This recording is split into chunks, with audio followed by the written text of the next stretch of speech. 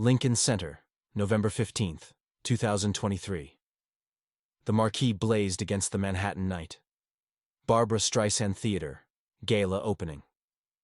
Inside, crystal chandeliers cast golden light over Broadway's elite, their champagne glasses catching the gleam as they celebrated the legendary performer's newest honor.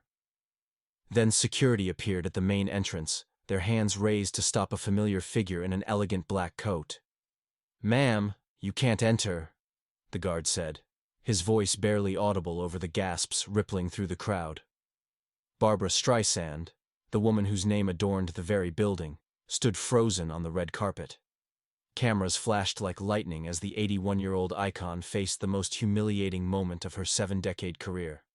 Her hands trembled slightly as she clutched her invitation, the same invitation that had just been declared invalid. The crowd pressed closer, phones capturing every second of what would become Broadway's most shocking scandal. "This is my theater," she whispered, her legendary voice cracking for the first time in public memory. The Barbra Streisand Theater had been Lincoln Center's crown jewel, a $47 million renovation project, honoring the woman who redefined entertainment itself. Born in Brooklyn, Streisand had clawed her way from nightclub obscurity to become the only artist to achieve #1 albums in 6 consecutive decades. Her voice had filled stadiums, her films had won Oscars, and her activism had shaped generations. But beneath the glittering surface of her legacy lurked a web of bitter feuds and burned bridges. The theater's board, composed of old Broadway money and new tech fortunes, had grown increasingly uncomfortable with Streisand's outspoken political views and her legendary perfectionism that had cost productions millions in delays and rewrites. The evening was supposed to mark her triumphant return to Broadway after a 15-year absence, featuring a special performance of songs from her upcoming farewell album. Instead, it became ground zero for a battle that would expose the dark underbelly of American entertainment culture and test whether true artistry could survive in an age of corporate control. The stakes couldn't have been higher. Streisand's entire legacy hung in the balance, while the theater world watched to see if even its most untouchable icon could be erased from her own story. At its core, this is a story about the collision between artistic integrity and institutional power. How the very establishments that celebrate genius often seek to control and ultimately silence it. Streisand's banishment represents every artist who has ever been told to stay in their lane. Every creative voice deemed too difficult, too demanding, or too inconvenient for the machine that profits from their talent. It's also a meditation on legacy in the digital age, where a lifetime of achievement can be weaponized against you in mere minutes. The woman who sang People found herself utterly alone, discovering that fame is a fickle protector when those who built you up decide to tear you down.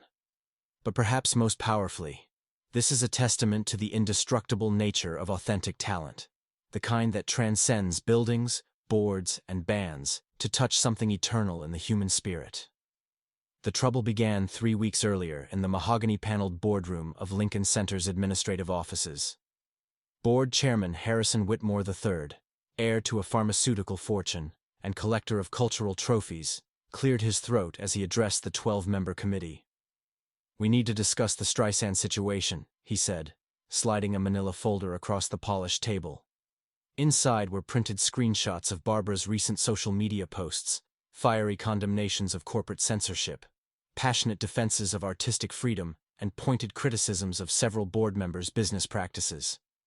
"She's becoming a liability," whispered Margaret Chen, the tech billionaire whose donation had funded the theater's digital infrastructure. "My investors are nervous about being associated with such political volatility." The spark that would ignite the firestorm came from an unexpected source. Streisand's own assistant, Jenny Morrison, had accidentally forwarded an email chain to the wrong recipient. The messages revealed Barbra's unfiltered thoughts about the board members, calling Whitmore a tone-deaf aristocrat playing with toys, and Chen a tech vulture circling Broadway's corpse. But the most damaging revelation was Streisand's private vow to use her opening night speech to expose what she called the puppet masters who think they own art itself. The email landed in the inbox of Whitmore's personal secretary, who immediately printed it and walked it directly to her boss's office. Within hours, an emergency board meeting was called. The decision was swift and brutal. Barbra Streisand would be banned from her own theater's opening night. The entertainment establishment's reaction was swift and merciless. Within 24 hours of the ban's announcement, industry publications ran headlines like "Streisand's Bridge Too Far" and "When Legends Bite the Hand That Built Them." The narrative was carefully crafted. Barbra had become an ungrateful diva who couldn't separate her politics from her art. "She's forgotten that theaters are businesses, not personal platforms," declared theatrical producer Morton Goldberg on a popular industry podcast. "Even legends need to respect the people who invest in their dreams." The Whisper campaign was devastating. Anonymous sources, later revealed to be board members themselves, leaked stories about Streisand's impossible demands during the theater's planning phase. Claims that she had insisted on specific lighting designers, hand-picked acoustics engineers, and demanded veto power over future programming painted her as a megalomaniac rather than a perfectionist. But the cruelest cut came from her own community. Several longtime collaborators publicly distanced themselves, their representatives issuing statements about maintaining professional relationships with all industry partners. The message was clear. Choosing Barbra meant choosing sides against the power structure that fed them all. Meanwhile, Streisand herself retreated to her Malibu compound, her representatives releasing only a terse statement. Ms. Streisand is reviewing her legal options and will respond at the appropriate time. But privately, she was devastated. Friends described her as heartbroken and betrayed, questioning whether her life's work had any meaning if it could be dismissed so easily. The self-doubt ran deeper than anyone realized. This wasn't just about a theater. It was about whether an artist's voice mattered when it became inconvenient to those in power. Salvation came from an unlikely source. Dr.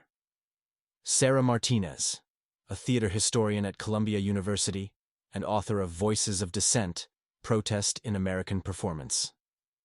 Martinez had watched the Streisand controversy unfold with growing outrage, recognizing it as part of a disturbing pattern of artistic suppression disguised as business decisions. "This isn't about Barbra being difficult," Martinez told her graduate seminar on contemporary theater politics. "This is about silencing an artist who refuses to be a commodity." Martinez made a decision that would risk her academic career. She would publicly defend Streisand and expose the board's true motivations.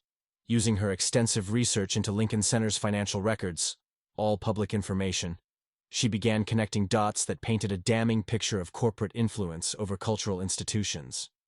Her investigation revealed that 3 major board members had significant business interests that Streisand had criticized in her social media posts. Whitmore's pharmaceutical company was facing lawsuits over price gouging. Chen's tech firm had been accused of exploiting artists' digital rights, and real estate mogul David Steinberg had been secretly pressuring the theater to sublease space for commercial events. "They didn't ban her for being difficult," Martinez wrote in a viral op-ed for the New York Times. "They banned her for being truthful." The piece included a devastating revelation.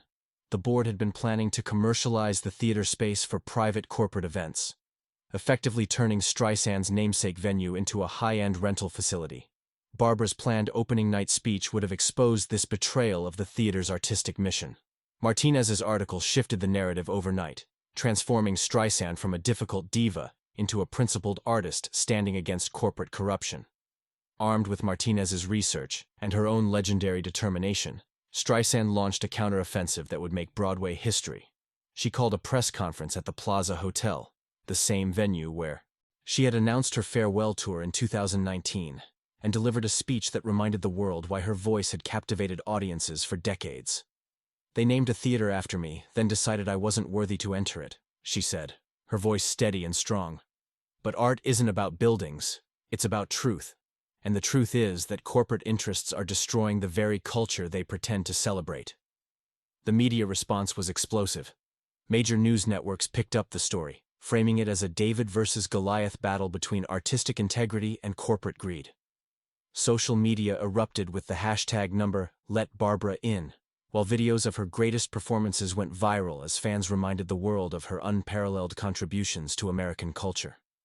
Celebrity support poured in from unexpected quarters. Lin-Manuel Miranda tweeted, "You don't ban Barbra Streisand from anywhere, especially a theater that bears her name." Stephen Sondheim, in one of his final public statements, called the situation a disgrace to everything Broadway represents. But the board doubled down, releasing their own statement through a high-powered PR firm. The Barbra Streisand Theater remains committed to presenting world-class entertainment in a professional environment. We regret that personal disagreements have overshadowed our shared commitment to the arts. The battle lines were drawn, with the entertainment industry forced to choose sides in a conflict that exposed fundamental tensions about who controls culture in America.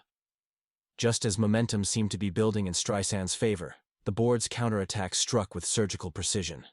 A series of leaked documents, allegedly from Streisand's own legal team, revealed embarrassing details about her financial demands and creative control stipulations for the theater's programming. The most damaging leak was a recording of Streisand during a planning meeting, seemingly confirming the board's characterization of her as impossible to work with. "I don't care what it costs," her voice crackled through speakers at a hastily called press conference. "This theater will meet my standards, or it won't exist at all." The audio was devastating because it seemed to validate every stereotype about aging divas who had lost touch with reality.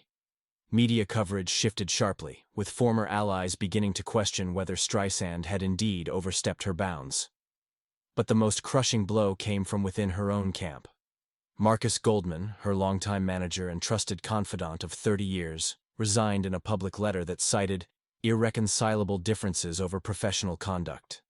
The betrayal cut deeper than any board decision could, leaving Streisand feeling isolated and questioning her own judgment.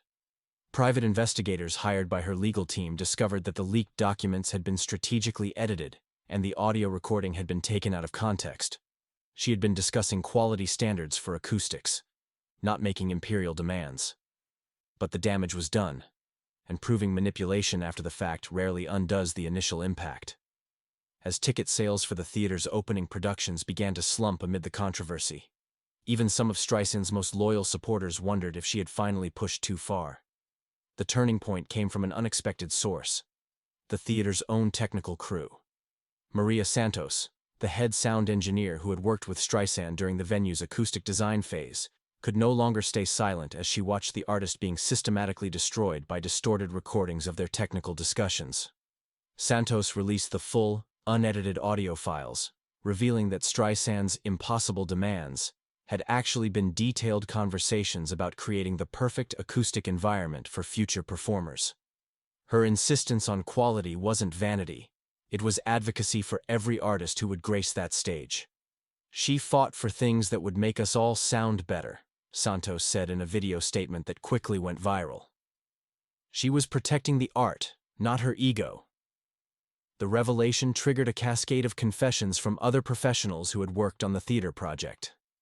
Lighting designer Robert Chen, no relation to board member Margaret Chen, revealed that Streisand had personally paid for equipment upgrades when the board tried to cut corners. Architect Julia Morrison disclosed that Barbra had insisted on accessibility features that the board considered unnecessary expenses. Each revelation painted a picture of an artist who had used her influence not for personal aggrandizement, but to create something lasting and meaningful for the entire theater community. The difficult diva narrative crumbled as the evidence mounted that she had been fighting for artistic excellence all along. Dr. Martinez, meanwhile, had uncovered the smoking gun: internal board emails discussing how to manage the Streisand problem and neutralize her influence over the theater's programming. The communications revealed a calculated campaign to undermine her authority and ultimately remove her from any meaningful involvement in the venue that bore her name. The vindication came in the form of an unlikely champion, 94-year-old composer John Williams, whose collaboration with Streisand on several film scores had defined cinematic music for generations. Williams, rarely one for public controversies, issued a statement that carried the weight of his unimpeachable reputation. "In 60 years of making music, I have never worked with anyone more committed to excellence than Barbra Streisand," Williams wrote. "To ban her from a theater bearing her name is to ban the very spirit of artistic achievement that theater represents." His endorsement opened floodgates of support from the highest echelons of American culture. The Kennedy Center Honors Committee issued an unprecedented statement supporting Streisand. The National Academy of Recording Arts and Sciences threatened to reconsider future events at Lincoln Center. Most significantly, 3 major donors to the theater project demanded the board's resignation, threatening to withdraw their funding. The final blow came when it was revealed that Harrison Whitmore III had been secretly negotiating to sell naming rights to the theater to a cryptocurrency company, planning to rebrand it as the CoinMax Performance Center. The hypocrisy was stunning. They had banned Streisand for allegedly politicizing the venue, while simultaneously preparing to sell its artistic soul to the highest bidder. Faced with overwhelming evidence of their duplicity and mounting financial pressure, the board capitulated. On December 1, 2023, they issued a public apology and formally invited Streisand to perform at the theater's rescheduled opening gala. But Barbra had learned something profound about power, loyalty, and the true meaning of legacy. Her response would surprise everyone. Instead of simply accepting the board's capitulation, Streisand announced a revolutionary plan that would transform not just the theater bearing her name, but the entire relationship between artists and cultural institutions. She would purchase the theater outright, removing it from Lincoln Center's corporate structure and establishing it as an independent nonprofit dedicated to supporting emerging artists. "They tried to silence me by taking away a building," she announced at a packed press conference. "But art isn't about buildings. It's about voices. So I'm going to make sure no artist's voice is ever silenced the way they tried to silence mine." The Streisand Artists Foundation would provide free performance space, technical support, and financial backing to performers who might otherwise never have access to world-class venues. The theater would remain the Barbra Streisand Theater, but its mission would extend far beyond honoring one artist's legacy to nurturing the next generation of artistic voices. The announcement sent shockwaves through the entertainment industry. Several other major artists announced similar initiatives, creating a movement toward artist-controlled cultural spaces. The corporate boards that had long controlled American theater suddenly found themselves competing with venues that prioritized artistic vision over profit margins. Streisand's comeback had evolved into something far more significant than personal vindication. It had become a blueprint for artistic independence in the 21st century. On the night of the theater's true opening, now scheduled for Barbra's 82nd birthday in April 2024, she stood on the stage she had fought so hard to preserve. The audience included not just Broadway luminaries and celebrities, but young artists from across the country who had received foundation scholarships to attend. "They thought they could erase me from my own story," she said, her voice carrying the same power that had captivated audiences for 7 decades. "But our stories aren't written by the people who build the buildings or sign the checks. They're written by the truth we dare to speak and the courage we find to keep speaking it." Her performance that night, a selection of songs spanning her entire career, culminating in a new composition called "The Voice That Cannot Be Silenced," reminded everyone why she had become a legend in the first place. It wasn't just the technical perfection or the emotional depth. It was the unwavering commitment to authenticity that had made her voice essential to American culture. As she took her final bow, surrounded by the young artists whose careers she was now nurturing, Streisand embodied something more powerful than celebrity or success. She had become a symbol of artistic resilience and the unbreakable connection between truth and art. Today, the Barbra Streisand Theater stands as more than a performance venue. It's a testament to the power of artistic integrity to triumph over institutional corruption. The young performers who grace its stage carry forward not just Barbra's musical legacy, but her unwavering belief that art must serve truth, not power. The board members who tried to silence her have largely faded from public view, their corporate machinations exposed, and their cultural influence diminished. Harrison Whitmore III resigned in disgrace when his cryptocurrency deal became public. Margaret Chen's tech empire faces ongoing scrutiny for its treatment of artists' rights. David Steinberg's real estate empire crumbled amid investigations into his other cultural investments. But Barbra Streisand, at 82, continues to perform, teach, and inspire. Her voice, both literal and metaphorical, remains as powerful as ever, proving that some things truly cannot be silenced, banned, or bought. The lesson is clear.